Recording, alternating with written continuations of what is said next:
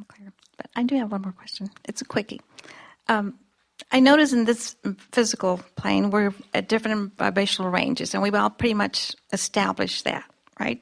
But my question is, in the non-physical, so I understand what happens in the physical, but in the non-physical, is everybody just vibrating at the same rate? Well, there is a vibrational variance in non-physical, but it would be not discernible from your physical vantage point. Okay, because the fine-tuning of it is so well, because it seemed to me like you see very, very young children already at different vibrations. So I was thinking... Well, they're responding to their environments in different ways. In different ways. But that's what I'm asking. What is it within, like, my family that I found you and then my sisters didn't, even though we were all brought up in the same family and economic and ethnic environment? Well, we would say very that different. The circumstances of your life experience caused you to launch rockets of desires, and the circumstances of your environment caused you to allow those rockets of desires to be satisfied. In other words, wouldn't you say that your lives are different in many ways, not just that way? Oh, we're very, very, very different. And that's what I don't understand. Like, we came in already Everyone came intending to feel good, but you're right, and here's what we would assign it to. We would say that different people, for whatever reason and through trial and error, have come to different degrees of willingness to endure discomfort. In other words, if you are surrounded by others who are wanting you to behave in a way that will make them feel better. So they offer very specific criteria. And it is important to you that they appreciate or approve of you. Then you are probably someone that's going to learn to jump through those hoops. And as long as they maintain a consistent expectation, and as long as you are able to consistently please them, then sometimes you lose your own sense of your own vibrational nature by opting to guide yourself by the way it pleases someone else.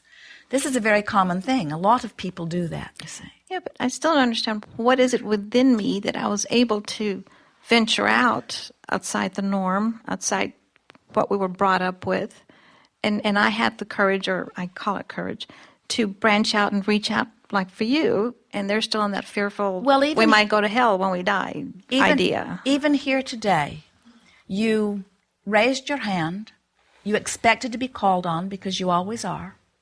You take way more than your fair share of time.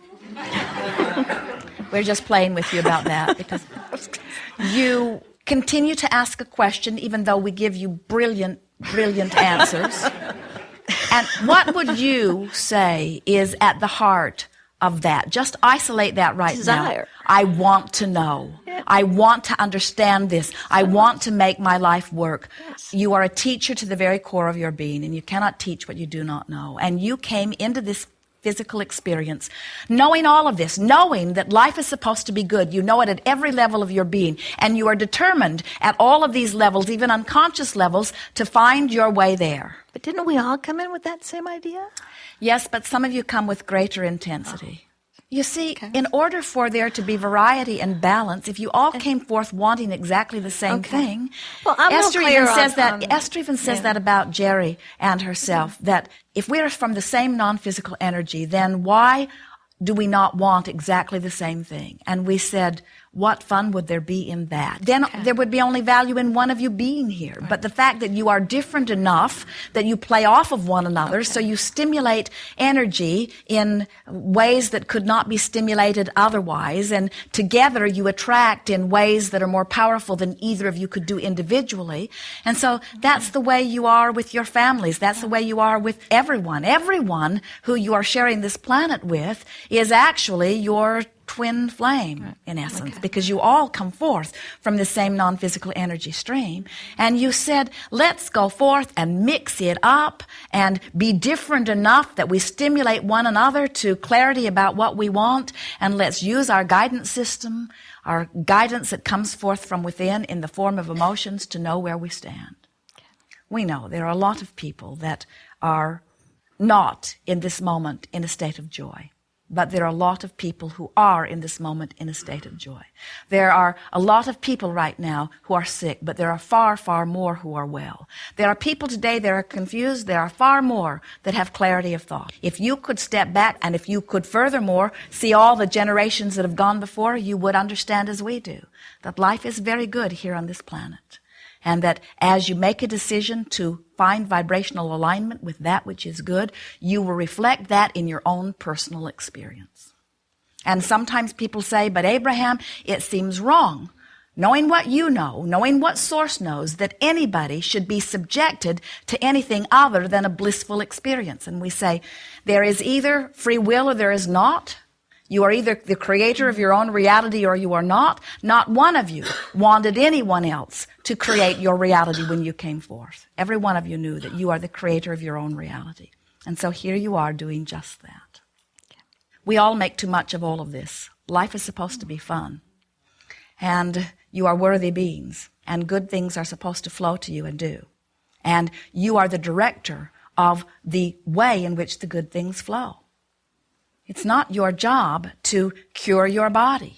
Your body takes care of itself. It's not your job to become worthy. You were born worthy and remain worthy. It's not your job to fix a broken world. The world is not broken. It's not your job to find the downtrodden and bring them to a place of alignment because they have access to the same source energy, you see. So when you understand that they have access to the same source energy, and you look at them not as broken, but temporarily out of whack with who they really are, you do them a favor because you hold them in vibrational alignment with what they really know at some deep level and what Source absolutely knows, you see. And then you just teach to the clarity of your example. You just thrive. And you just speak to anyone who wants to hear it. And you don't try to answer questions that aren't being asked. You don't try to cram this or anything down anybody's throat. You don't try to save them. They don't need saved. In other words, they're all doing just fine.